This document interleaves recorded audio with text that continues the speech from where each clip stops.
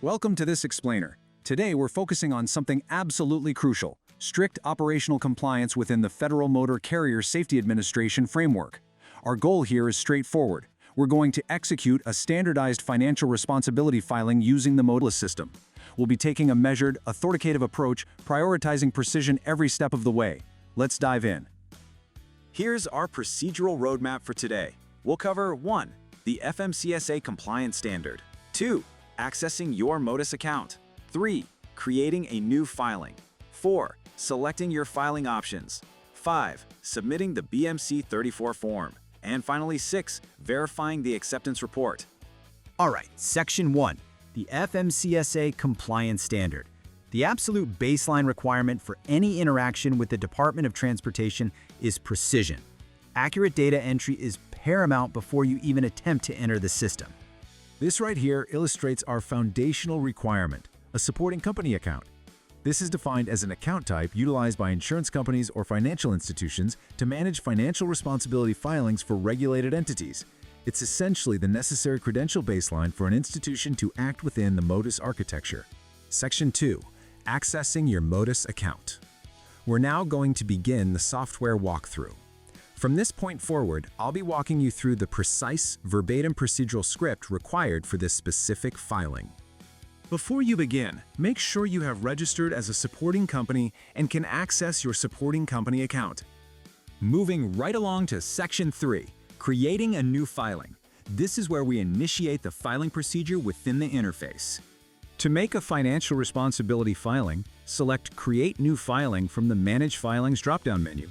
To locate a regulated entity, enter the USDOT number or legal business name in the search field and click the magnifying glass.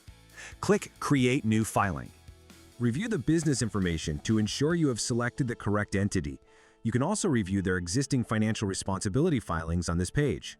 Section 4. Selecting your filing options. Now we're moving down the page to address the specific form details. In the Filing Options box, select the operating authority you wish to make a filing for and the form you wish to file. The forms are populated based on the selected authority type and filer capabilities. Please note, a separate filing will be needed for each separate authority associated with the USDOT. Section 5.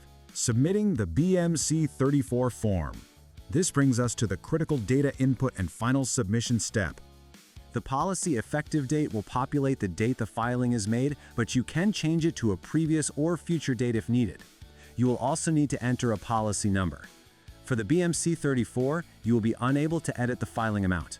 Review the purpose and terms and acknowledge you have read, understand, and agree to them by placing a checkmark in the box. When ready, click Submit. Section 6. Verifying the acceptance report.